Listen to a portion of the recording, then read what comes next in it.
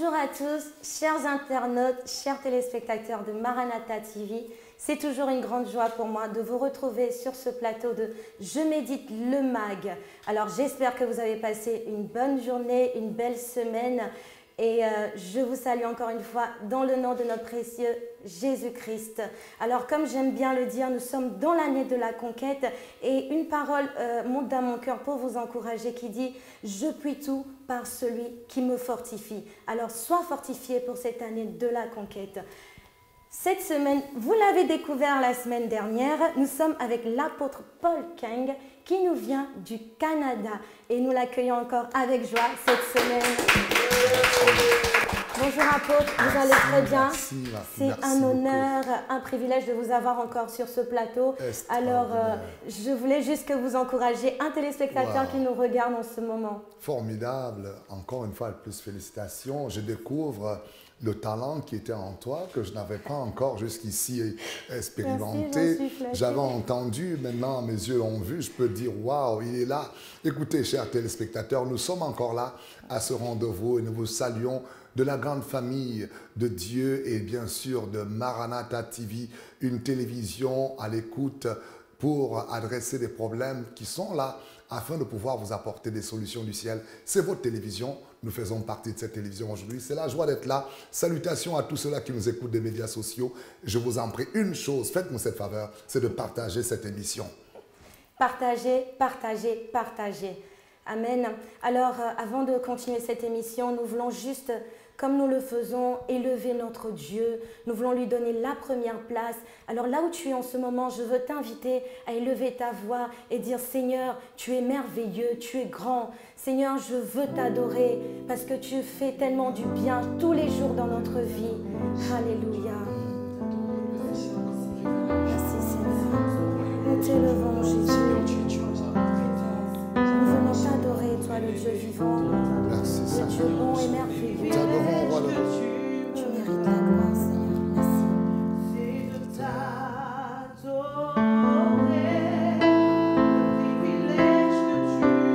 Quel privilège, Seigneur, de t'adorer. Merci Quel Seigneur. privilège d'être dans ta présence. Merci Seigneur pour ta présence. Nous t'adorons. Quel privilège d'être devant toi encore ce soir.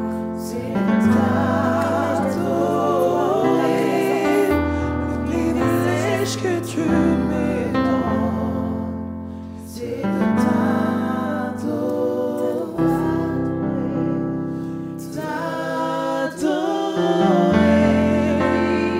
Je vis pour t'adorer,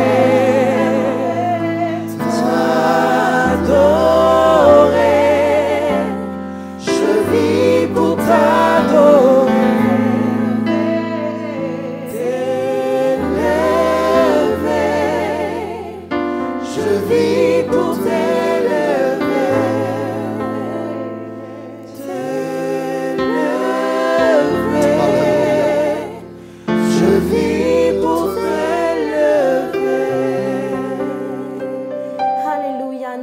Pour t'élever, le roi des rois.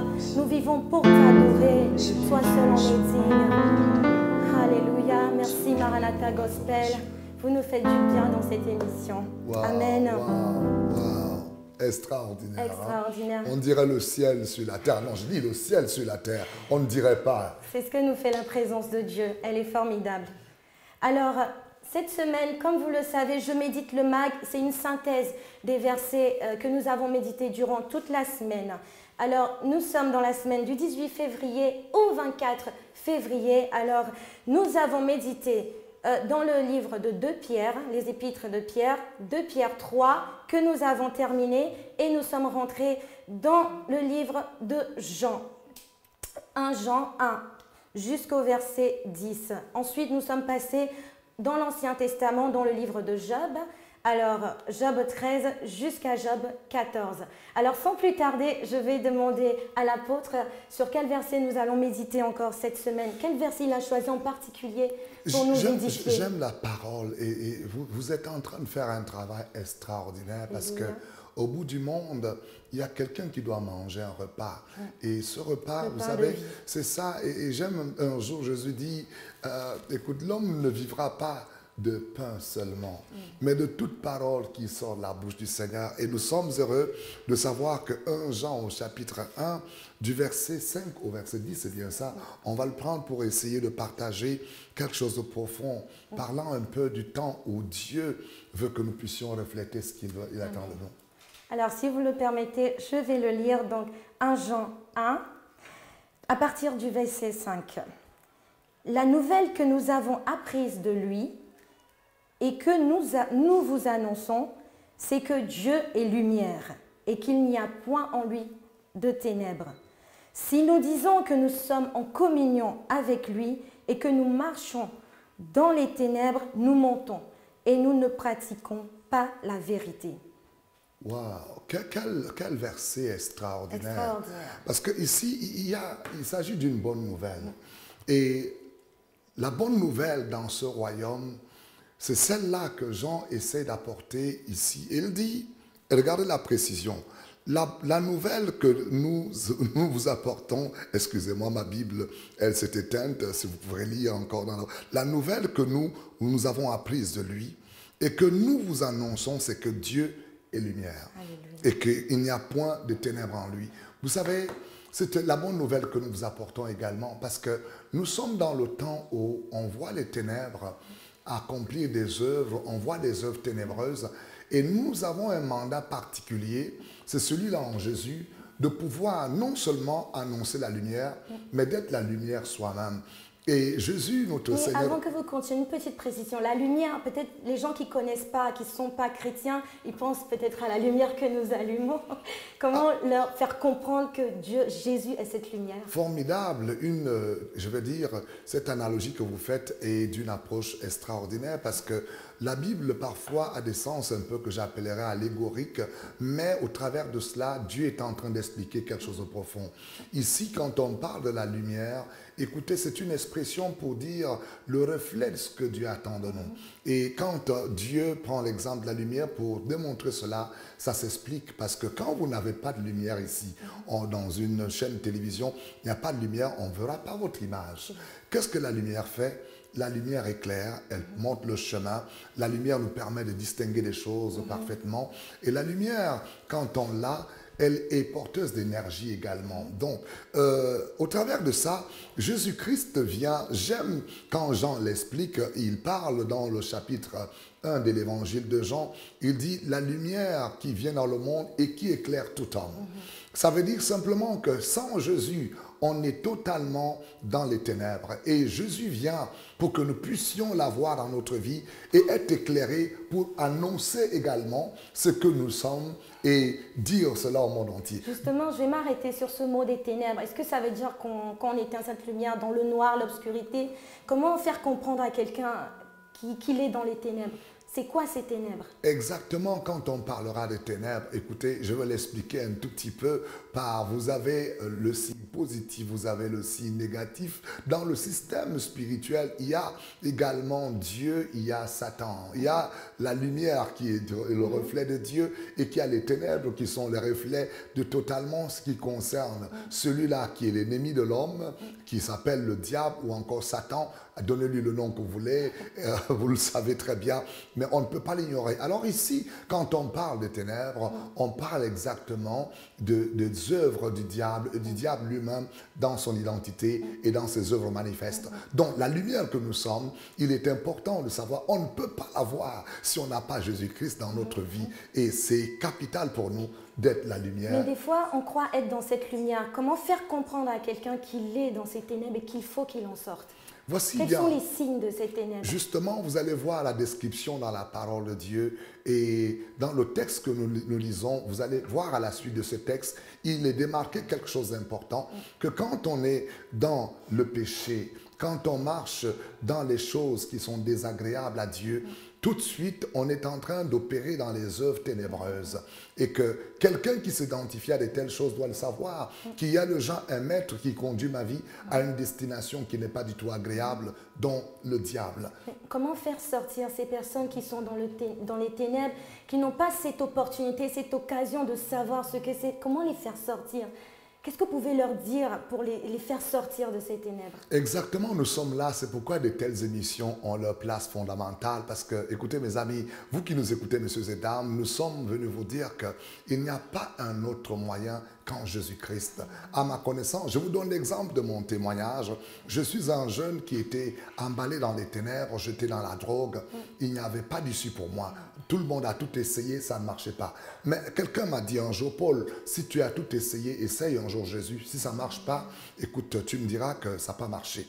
Mais j'ai essayé un jour Jésus. Je suis né dans l'église et malgré que j'étais né dans l'église, les ténèbres n'ont pas peur. Les ténèbres, le diable n'a pas peur, ni de protocole. Parce que, toujours, oui, bien sûr. Et là, quand il vous tient, il n'y a pas un autre moyen de s'en sortir que de recourir à Jésus. Et une chose que j'ai connue, quand Jésus est venu dans ma vie, le seul qui a été capable de me délivrer de la drogue et de me donner la capacité de pouvoir vivre le rayonnement de sa lumière que j'annonce aujourd'hui, exactement comme nous voyons Jean l'annoncer dans ce texte, c'est parce qu'il a reçu quelque chose, il le vit et l'annonce. C'est la chose la plus agréable où on ne peut que donner ce qu'on a. Et je pense que c'est là le moyen aujourd'hui. Jésus-Christ est la lumière qui éclaire tout homme, bien entendu. Alléluia. Vous l'avez bien entendu, c'est Jésus seul, la lumière, qui est capable d'éclairer nos ténèbres. Alors avec Maranatha Gospel, là où vous êtes en ce moment, je veux simplement vous inviter à dire, Seigneur, je veux te rencontrer, je veux que tu sois cette lumière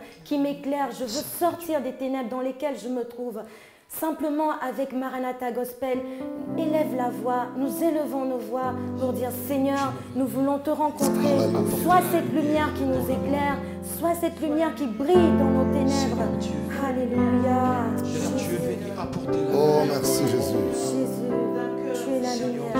Tu es la lumière qui éclaire.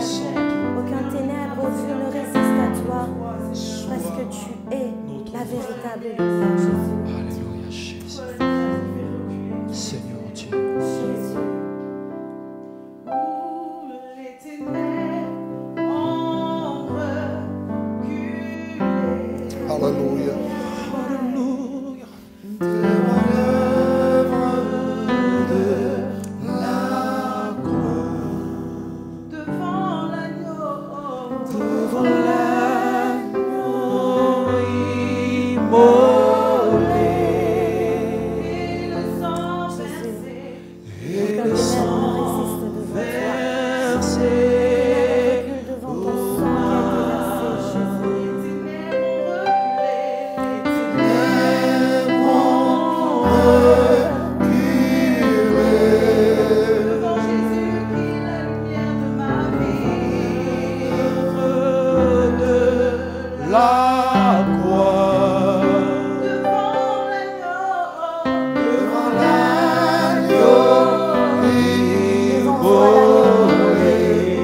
Thank you, Lord. Et le sang versé au Alléluia, les ténèbres reculent devant ce sang précieux qui a été versé pour toi et moi. Alléluia, merci. Ta présence nous fait tellement du bien, on n'a pas envie de s'arrêter. C'est merveilleux, c'est merveilleux. Nous allons ensuite dans le livre de Job. Cet homme que nous découvrons au fur et à mesure que nous méditons, qui a une foi qui nous motive dans la douleur, la souffrance, mais il ne baisse pas les bras. Et nous voulons encore partager un petit verset de ces chapitres, du chapitre 14 de Job. Vous savez, Job, c'est impressionnant un peu. Job est au milieu d'un temps particulier, un temps où les ténèbres se sont déchaînées contre cet homme. Et il se retrouve dans un temps où il veut chercher une solution et il pense qu'il y a une solution et il sait qu'il y a une solution qui est capable de débarrasser autour de lui ce qu'il est en train de vivre. Et là, ce texte nous parle dans ce verset que nous allons lire. Allez-y. Le verset 22 que nous avons choisi avec l'apôtre. C'est Job 13. Hein? Job 13, verset 22. C'est ça. Puis appelle et je répondrai. Ou si je parle, réponds-moi. Waouh, écoutez, Job est en train de nous montrer une description, une ordonnance spirituelle qui peut vous aider également Au milieu de moments controverses, où on n'a plus d'issue, les médecins ne peuvent rien faire, où votre argent ne peut pas apporter de solution, où aucun ami ne peut vous aider. Et là, Job réalise qu'il y a quelqu'un qui est capable de l'écouter, ou encore quelqu'un qui est capable de donner à Job la possibilité d'avoir les paroles qui puissent être élevées vers ce Dieu-là. Et ce verset nous interpelle de cette manière pour comprendre que, quelle que soit la situation ténébreuse que nous pouvons vivre, Job était un homme le plus considéré de l'Orient. Et un jour, la Bible dit que Dieu était rassemblé avec ses fils. Et Job, il y a une chose qui est une erreur, c'est que Job ne se retrouvait pas à ce jour de rendez-vous. Il était quelque part. C'est la raison pour laquelle vous qui nous écoutez à Maranatha TV, s'il vous plaît, venez à l'église Maranatha, venez adorer le Seigneur, parce qu'il y a des endroits quand on ne s'y trouve pas, bien aimé, il peut y avoir des choses bizarres qui nous arrivent. Et pendant que Dieu est dans cette réunion avec ses fils, il y a quelqu'un qui se balade. C'est le diable qui est en train de se balader, et Dieu fait un constat, dit au diable, qu'est-ce que tu fais? Il dit, je me balade. Et Dieu lui dit, as-tu vu mon fils Job? Et un homme intègre, un homme qui marche dans la crainte de Dieu, écoutez, le diable lance un défi à Dieu. Il dit, Job, parce que tu l'as béni, parce que tu l'as fait du bien, c'est la raison pour laquelle cet homme est intègre. Et Dieu donne la permission. Donc, est-ce que quand on est intègre et loyal, ça doit nous faire peur? Non, pas du tout. Ceci veut signifier quelque chose. C'est qu'il y a une démonstration de la confiance que Dieu peut faire à un homme. Pour montrer que parfois, les ténèbres nous attaquent, mais Dieu, au milieu de cela, nous fait confiance pendant qu'on est dans cette situation. Il sait que dans cette situation, j'ai un fils qui est capable de se tourner vers moi. C'est exactement ce que je voulais tout à l'heure dire, qu'au milieu de ces tourments où le diable a la permission de Dieu d'aller toucher Job, Job se retrouve en train de perdre toutes ces belles richesses qu'il avait, mais Job est capable, au milieu de cela, de se tourner vers le ciel et de dire à Dieu, Seigneur, je sais que tu peux m'écouter, je sais que tu peux m'entendre, je sais que tu peux mettre des paroles à ma bouche. Et là, j'aime bien la fin de l'histoire de cet homme Job, c'est que les ténèbres qui l'environnaient, un moment, les ténèbres vont le lâcher en prise. Et ma prière est que toute personne qui nous écoute, c'est le temps où nous vous avons dit au départ que Dieu veut que nous soyons la lumière. Une chose que j'aime bien, les ténèbres peuvent dominer, mais quand la lumière vient, elle s'impose. Et c'est la raison pour laquelle à cette méditation de la parole, nous voulons vous dire simplement que Dieu veut que vous soyez du côté dominant. C'est le côté où Jésus-Christ est la lumière. Mais notre première réaction, c'est d'en vouloir à Dieu parce que justement, on est intègre loyal, mais on subit des choses. Donc la première personne à qui on en veut, sans penser au diable, des fois c'est Dieu. On dit Dieu, pourquoi tu le permets? Dieu, pourquoi? Comment réaliser, comment puiser cette force pour dire à Dieu, je te fais confiance? La marque de confiance particulière qui s'exerce ici est un tout petit peu le sens où Dieu peut donner à chacun de nous la responsabilité de pouvoir faire face à des situations et de marquer notre intégrité, notre amour, notre dévotion pour Dieu. Parce que c'est facile, écoutez, d'aimer Dieu quand tout va bien. Vous êtes d'accord avec moi? Quand tout va bien, on peut célébrer, on peut dire Dieu est bon, mais est-ce qu'on peut dire réellement Dieu est bon au milieu de la souffrance? C'est la chose aujourd'hui dans laquelle le ciel peut regarder l'homme, parce que tout ce qui nous régit sur la terre est passager, hein, vous le savez bien, et que Dieu veut que nous comprenions que nous devons lui faire confiance dans toutes les étapes, et qu'au travers de ça, souvenez-vous de ce que je vais dire tout de suite, c'est que Dieu contrôle la situation.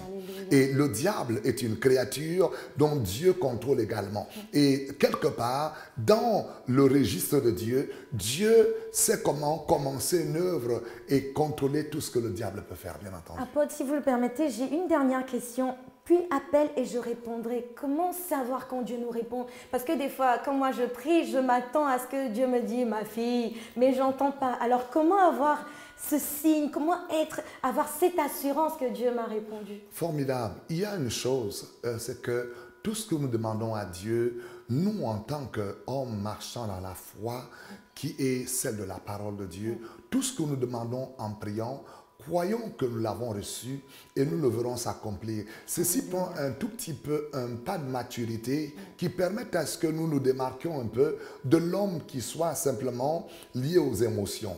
Aux émotions, c'est quoi? C'est que je m'attends à ressentir quelque chose, à entendre quelque chose, mais l'opération de la foi est contraire à cela. C'est que c'est la ferme assurance de choses qu'on espère. Et là, c'est ce que j'appelle un peu une éducation spirituelle. Quand on ne l'a pas, on peut avoir un peu une incompréhension. Donc je parle à vous qui nous écoutez, la réponse de Dieu, elle peut être par un silence, elle peut être par un temps où Dieu vous montrera un chemin par un homme, elle peut être par une réponse qu'il vous donne également de manière audible. Il y a aussi des réponses où Dieu se permet qu'avec le temps, vous découvrez que ce que vous avez demandé, vous l'avez reçu. Je me souviens quand vous attendiez un bébé, à une certaine époque, on a prié pour vous, vous avez attendu quand même. Et la réponse, elle est arrivée quand même par la suite. Elle arrive toujours. Elle arrive toujours. Si on fait confiance à Dieu. Donc vous êtes une preuve évidente de comment Dieu peut nous faire attendre et comment au temps convenable, il peut répondre. Et la réponse de Dieu, je pense que nous l'avons. J'en ai de témoignages, vous en avez également. Et donc, on est là pour vous dire, Dieu répond. C'est bien ça. Donc, je peux juste vous dire, la foi, la patience. Dieu finit toujours par répondre parce qu'il est fidèle. Alléluia. Alors, nous allons nous quitter. N'oubliez pas de nous suivre sur les réseaux sociaux, Maranatha TV, YouTube, Facebook. Nous sommes là, Instagram. Et moi, je vous dis à très bientôt. Nous quittons toujours dans la présence de notre Dieu avec Maranatha Gospel. À très bientôt.